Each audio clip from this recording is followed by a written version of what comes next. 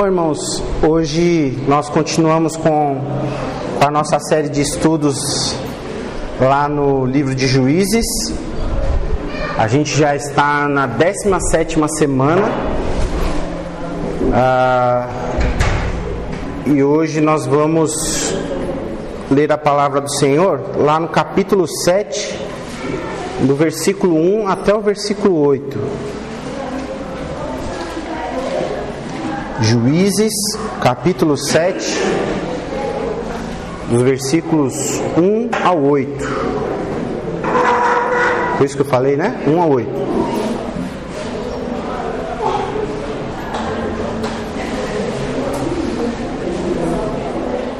Vou ler com vocês aqui.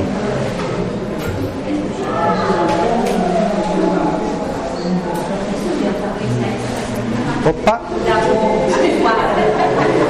Ajuda nós, irmão.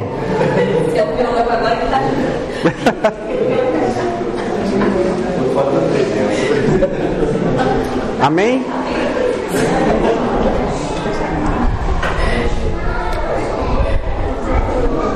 De madrugada, Jerubaal, isto é, Gideão, e todo o seu exército acampou junto à fonte de Arode. O acampamento de Midian estava ao norte deles, no vale, perto do monte Moré. E o Senhor disse a Gideão: você tem gente demais para eu entregar Midian nas suas mãos, a fim de que Israel não se orgulhe contra mim, dizendo que a sua própria força o libertou. Anuncie, pois, ao povo que todo aquele que estiver tremendo de medo poderá ir embora do monte Gileade. Então 22.000 homens partiram e ficaram apenas 10.000. Mas o Senhor tornou a dizer a Gideão: ainda há gente demais. Desça com eles à beira d'água, e eu separarei os que ficarão com você. Se eu disser, este irá com você, ele irá. Mas se eu disser, este não irá com você, ele não irá. Assim Gideão levou os homens à beira d'água, e o Senhor lhes disse: separe os que beberem a água, lambendo-a como faz um cachorro, daqueles que se ajoelharem para beber. O número dos que lamberam a água, levando-a com as mãos à boca, foi de 300 homens. Todos os demais se ajoelharam para beber. O Senhor disse a Gideão: com os 300 homens que lamberam a água, livrarei vocês e entregarei os midianitas nas suas mãos. Mande para casa todos os outros homens. Gideão mandou os israelitas para suas tendas, mas reteve os 300. E estes ficaram com as provisões e as trombetas dos que partiram. O acampamento de Midian ficava abaixo deles no vale.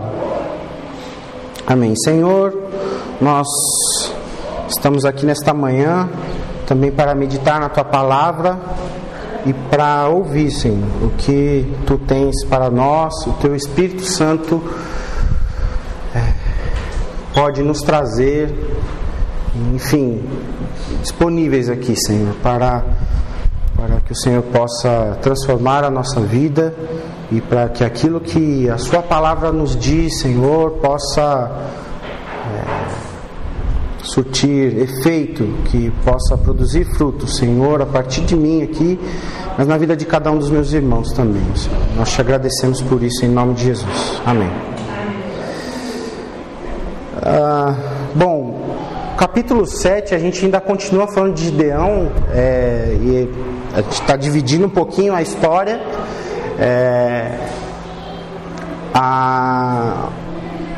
Ele tem, nesse momento, a responsabilidade de livrar o povo de Israel, livrar os israelitas das mãos dos midianitas.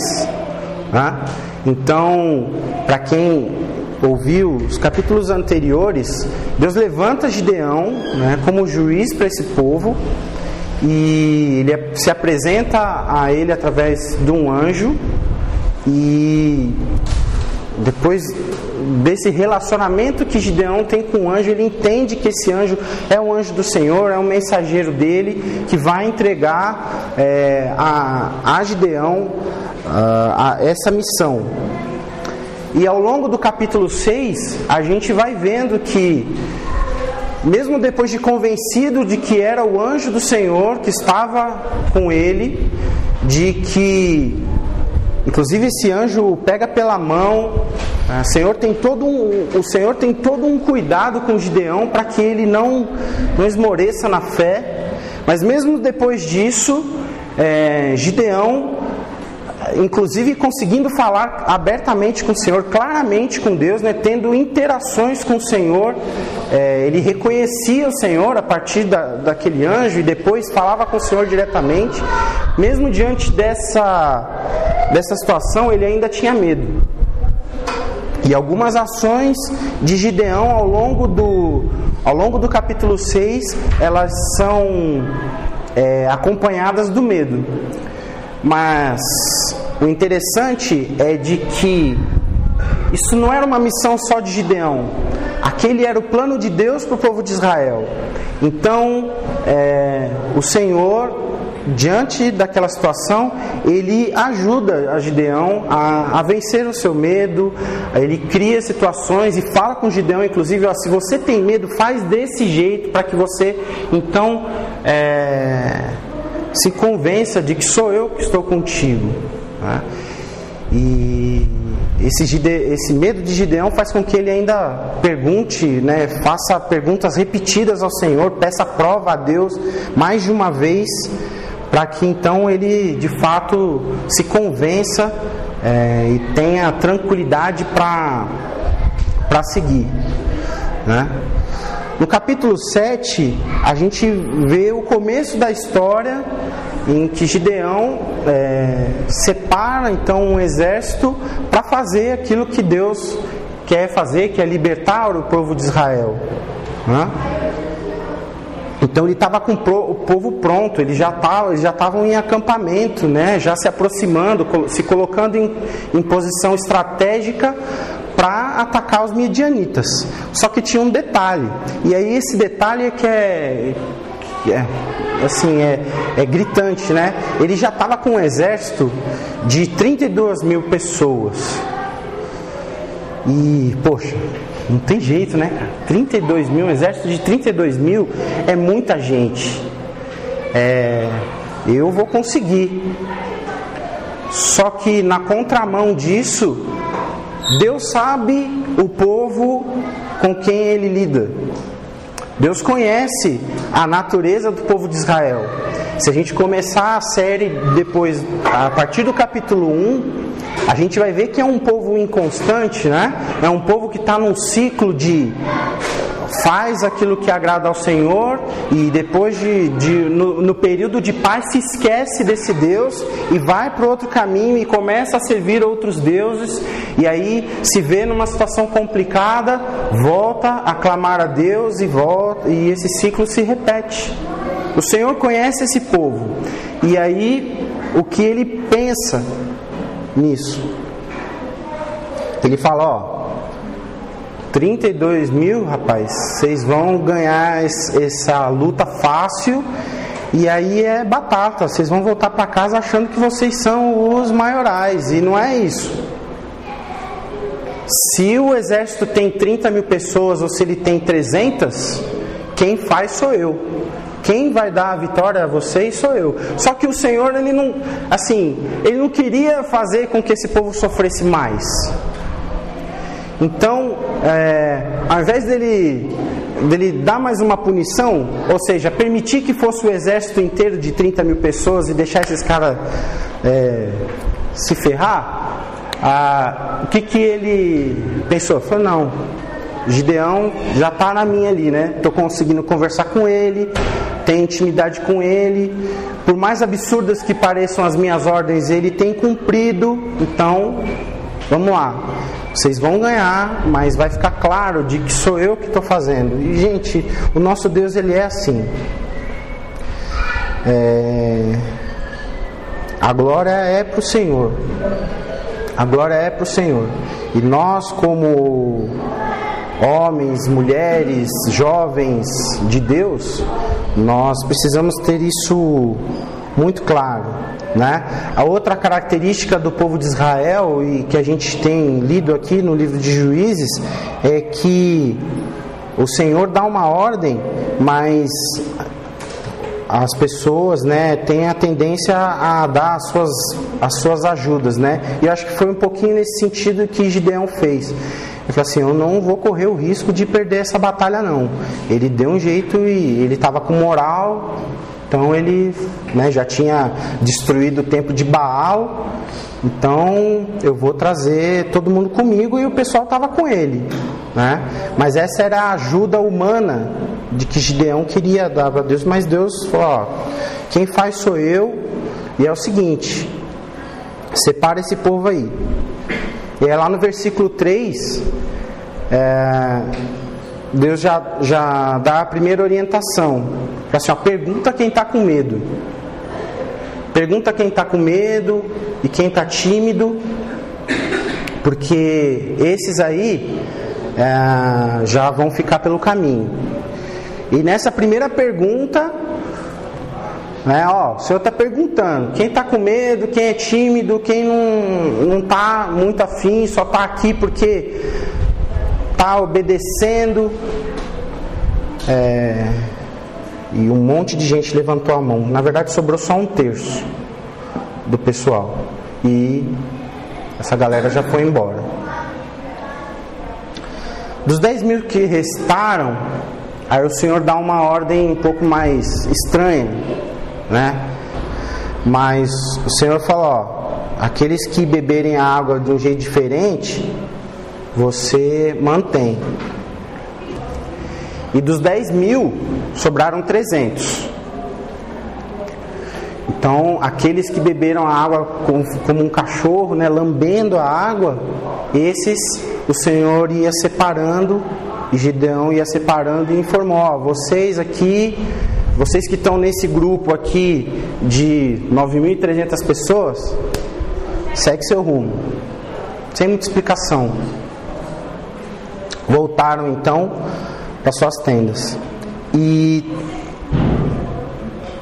Gideão se viu na situação de que ele ia contar com 300 homens, ou seja, sobrou 1 a cada 100 que ele tinha. Ele tinha se preparado com 32.000, sobrou menos do que 1 a cada 100, sobrou 300. E eram esses 300 que iriam com ele para a batalha. Só que aí tem um detalhe interessante. Lá no versículo 8, a gente pode ler: Gideão mandou os israelitas para suas tendas, né, todos os que sobraram, mas reteve os 300. E esses ficaram com as provisões e as trombetas dos que partiram. Não importa o tamanho do exército, a capacidade e os instrumentos, as ferramentas permaneceram. Então, não importa muito o planejamento prévio. Gideão fez um ótimo trabalho, concordo? 32.000 pessoas. Quem consegue convencer 32.000 pessoas do nada para fazer uma obra assim, e principalmente para montar um exército para ir lutar contra um povo que está te assolando, né? Ainda mais com o histórico do povo de Israel, né? Que é um povo inconstante e tudo mais. Gideão fez um ótimo trabalho. 32.000 pessoas ele convenceu. Tem alguns aí que convencem bastante gente também, que a gente conhece, né? Mas diferente muito do que a gente pensa, Gideão, na verdade, assim, é Deus quem faz. E acho que esse é o ponto aqui desse início do capítulo 7, que a gente vai parar aqui, porque a gente vai continuar contando a história nas próximas pregações. Deus é o verdadeiro libertador. É Deus quem faz através de nós. E mais do que a gente costuma querer enxergar, a gente tem uma tendência a enxergar Deus em movimentos muito sobrenaturais, né? Nessa história aqui, o sobrenatural está na comunicação, está na intimidade que Deus tem com Gideão, com o ouvido aberto de Gideão para Deus, mesmo diante de ordens esdrúxulas, né? Ordens estranhas, né? Ordens que não fazem sentido para a gente. Esdrúxula não é porque é uma ordem de Deus, mas é estranho para a gente fazer algo que a gente não vê sentido. Os nossos pensamentos não são os mesmos do Senhor. Os nossos planos são muito diferentes dele. Nesse caso aqui, 100 vezes maiores. Sei lá, qualquer planejamento, qualquer lista de tarefas, estratégias que a gente possa montar, pode fazer muito sentido, mas se não for da maneira de Deus, ou se não for para a glória de Deus, isso é que de fato não faz sentido.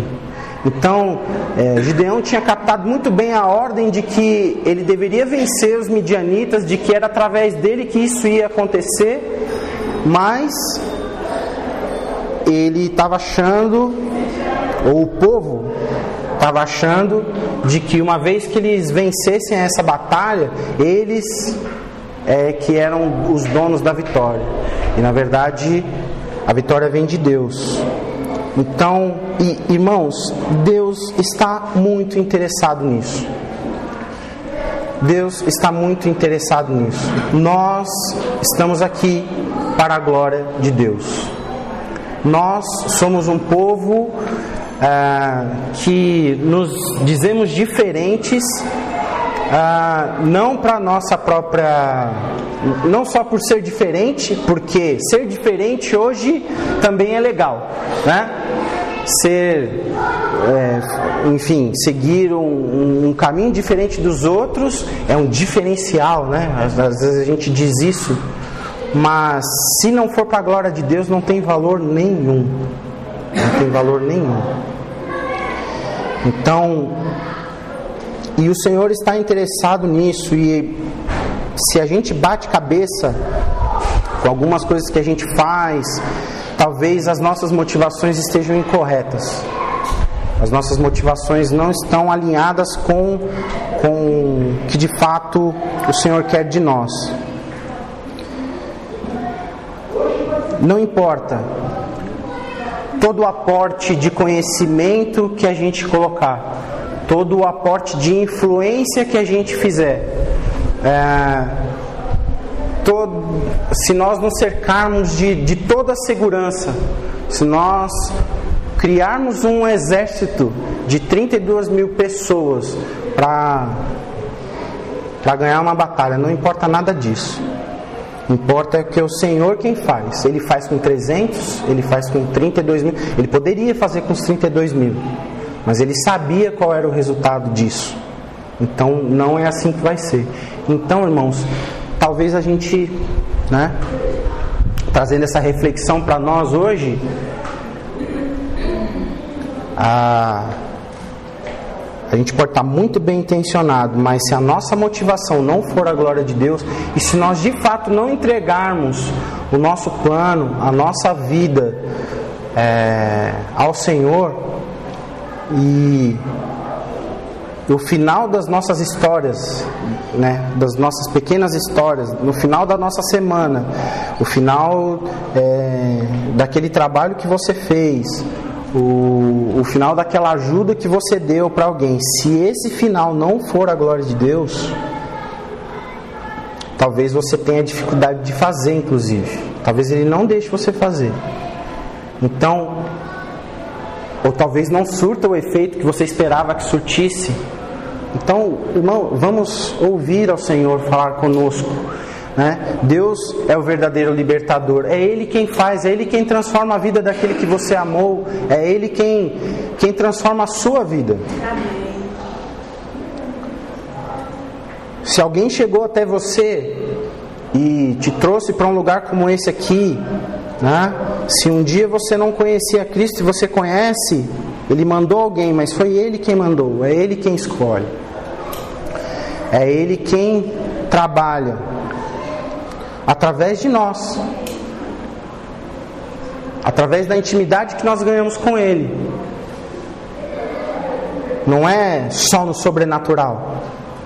Ele faz através de nós. O sobrenatural está na nossa intimidade com o Senhor. E é assim que aconteceu com Gideão. Percebam, ele passa de um momento de desconfiança quando ele encontra com o anjo lá no início do capítulo 6.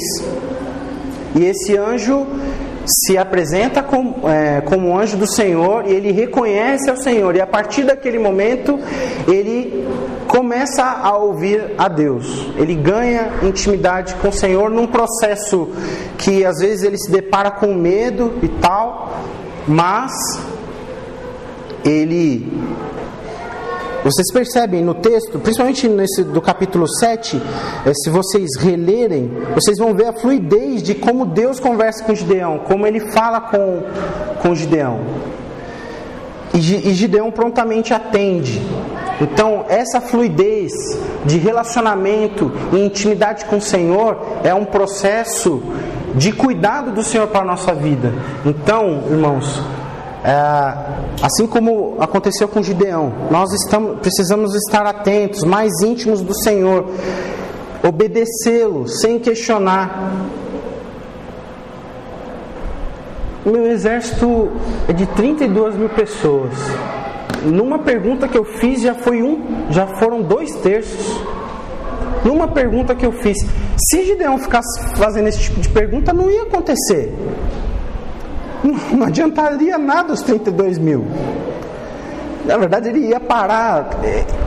Olha a diferença, né? Porque no capítulo anterior ele termina assim: ó Deus, se for isso mesmo que o Senhor quer, se for através de mim que o povo de Israel vai ser liberto, então faz uma coisa, o orvalho, vou deixar aqui a lã, mas o orvalho vai cair só sobre a lã e eu quero a terra seca.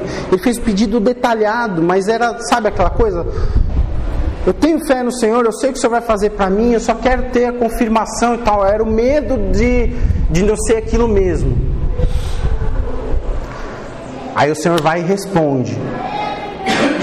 Responde daquele jeito bem estranho, do jeitinho que ele pediu. Aí vai e fala assim: não, agora faz o inverso.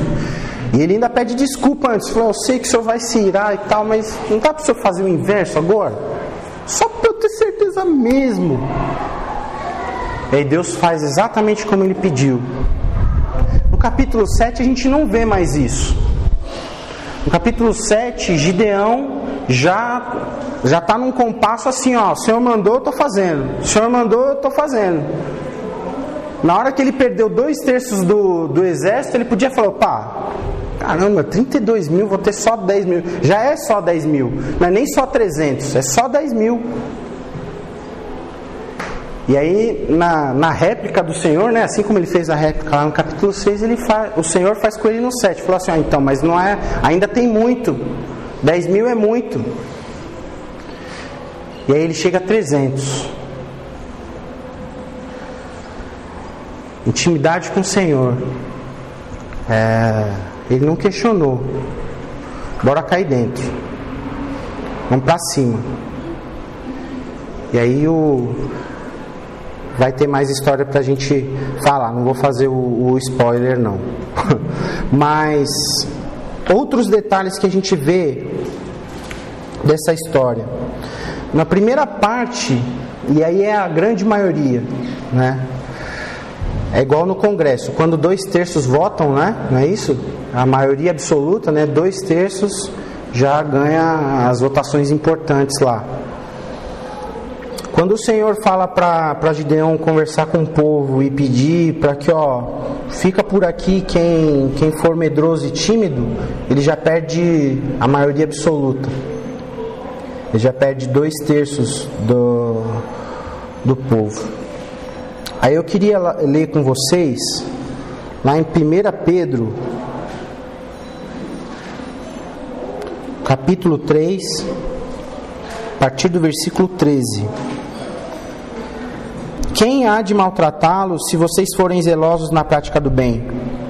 Todavia, mesmo que venham a sofrer porque praticam a justiça, vocês serão felizes.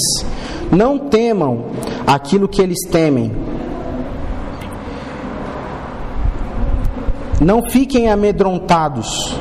Antes, santifiquem Cristo como Senhor em seu coração.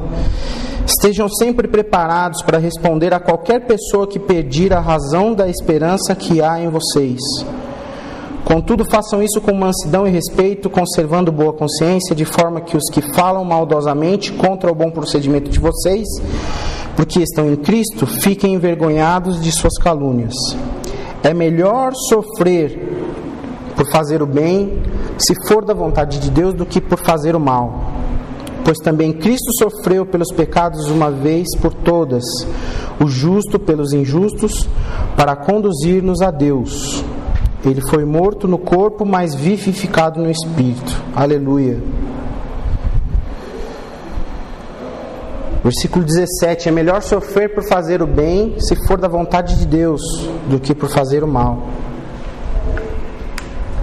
Talvez seja essa característica que o Senhor buscava naquele momento. É essa característica que o Senhor busca em nós, de entender, né, que se é pela vontade de Deus, nós devemos avançar, nós devemos sobrepor as barreiras que nos impedem a nós mesmos, como indivíduos, né, as nossas próprias dificuldades, para atender o chamado do Senhor. Irmãos, não é o detalhe dos 300 não.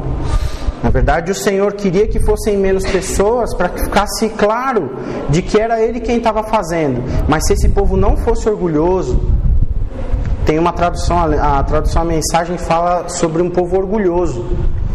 Se esse povo não tivesse o histórico que tivesse de que logo está olhando para o lado ali e vê um Deus mais atraente e começa a buscar, se não fosse isso, talvez o Senhor deixasse até mais gente ir.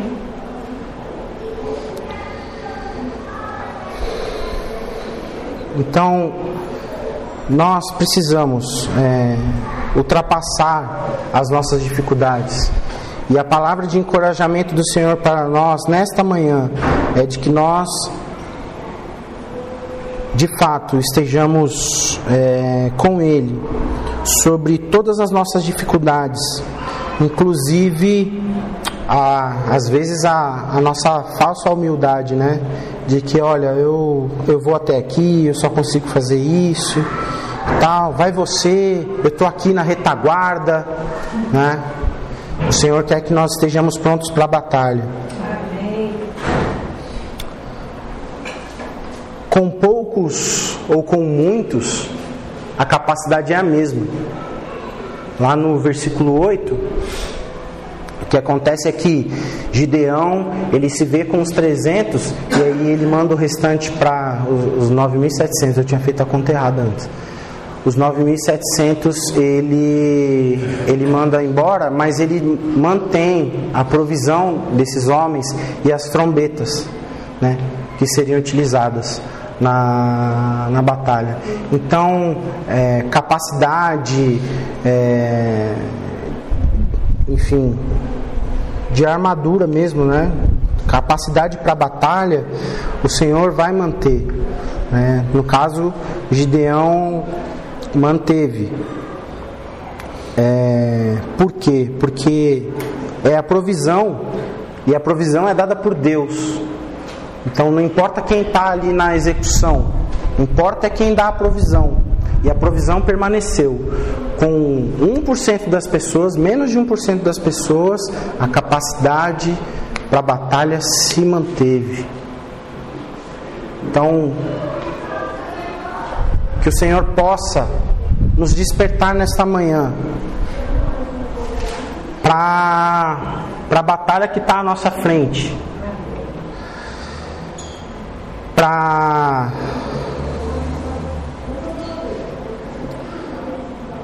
o medo, né? Que não tem muito a ver com... Tem a ver, lógico, com a coragem, né? Se a gente for olhar para o antônimo e tal, mas No nosso caso aqui, é para falta de fé no Senhor Jesus. O medo que nos retrai, o medo que nos traz o discurso de humildade, né? O Senhor quer que nós sejamos de fato homens e mulheres de Deus, que façam a diferença, né? A timidez que nos expulsa dos relacionamentos, que nos quer fazer viver para nós mesmos,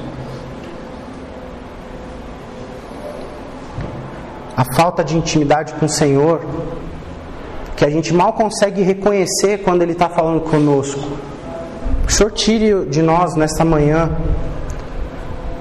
essa falta de intimidade. Na verdade, que nós tenhamos nesta manhã a oportunidade de nos tornarmos íntimos do Senhor, que nós possamos reconhecer o Senhor falando conosco, assim como o Gideão passou a conhecê-lo.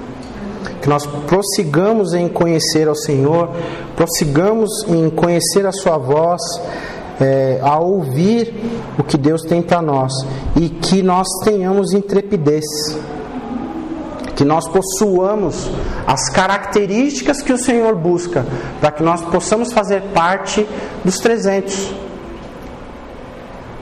que nós possamos talvez aumentar os 300, ou dos poucos que sejam, mas porque de novo não importa o número, não importa quem somos nós ou quantos somos nós, importa é que o nome do Senhor seja glorificado, que o nosso trabalho, assim como o Gideão, seja para a glória de Deus, que Deus seja o libertador através da Betesda, o libertador através do seu povo, que Deus seja louvado através da nossa vida. Amém, meus irmãos?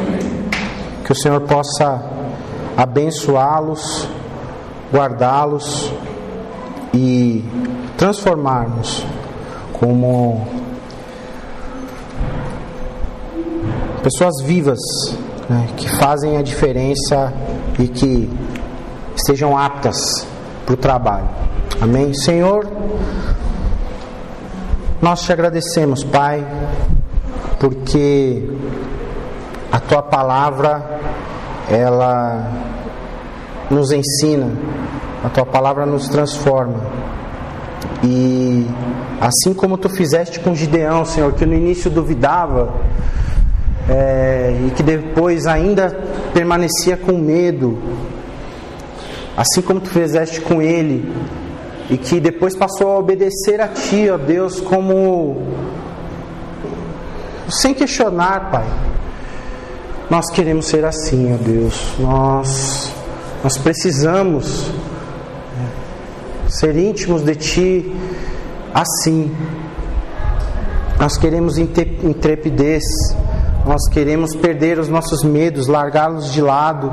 Nós queremos deixar a timidez de lado, Senhor, e partir com o Senhor para a Tua obra, para aquilo que Tu quer da Tua igreja nesta nação, ó Deus. Que nós não fiquemos aqui sentados ou somente a ouvir aquilo que Tu quer de nós, mas permaneçamos sentados aqui. Não, Senhor, nós queremos fazer diferença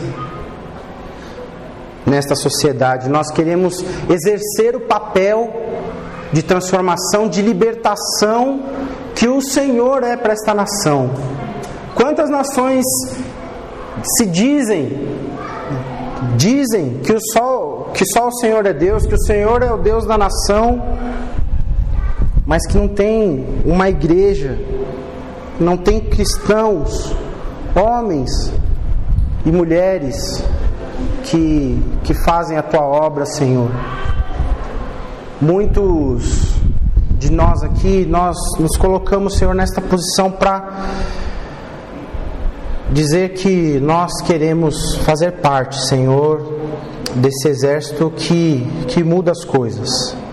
Nós não queremos voltar atrás, ó Deus, nós não queremos parar no meio do processo, impedidos por nós mesmos, pelas nossas dificuldades, Senhor. Por isso, nos muda, Senhor, muda a nossa mente, transforma, Senhor, o nosso entendimento a cada dia, nos torna, Senhor, as pessoas que o Senhor quer que nós sejamos. Muda, Senhor, o nosso caráter para o caráter de Cristo. Muda, Senhor, nos encoraja, nos encha de vigor, e que nós possamos distribuir a Tua libertação, Senhor, que não seja somente Tu a fazer, mas Tu a fazer através de nós, como instrumentos vivos nas Tuas mãos, ó Deus. Nós queremos isso, nós desejamos isso, ser relevantes no real sentido da palavra. Nós queremos, Senhor,